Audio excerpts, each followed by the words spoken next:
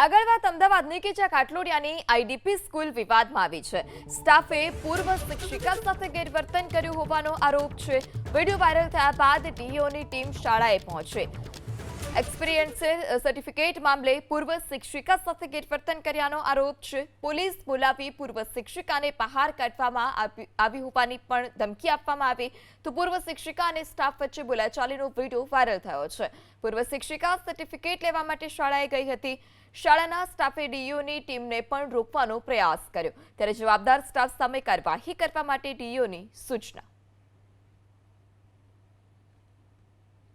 Video share થયેલો ગઈકાલે અને સોશિયલ મીડિયામાં જે શેર થયો એના માધ્યમથી માહિતી મળેલી તાત્કાલિક આજે અમારી ટીમ સાથે અહીંયા આઈડીપી સ્કૂલમાં તપાસમાં આવ્યા અને શરૂઆતમાં સિક્યુરિટી સાથે જે કંઈ વાત થઈ કે કોઈ પણને તમે જે રીતે રોકો છો, જ્યારે સરકારી ગાડી હતી તેને પણ એમને રોકવાનો પ્રયત્ન કર્યો, ભલે એમના નિયમો પ્રમાણે કર્યું હોય, પરંતુ ત્યાં અંદર પ્રિન્સિપલ અને એના સ્ટાફ સાથે કરેલી વાતચીતમાં અને સિક્યુરિટી સાથે કે અમાનવીય વર્તન કોઈ પણ વિદ્યાર્થી, વાલી કે કોઈ પણ વ્યક્તિ હોય એની સાથે સહેજ પણ કરવામાં આવેલું હોય ચલાવી ના શકાય।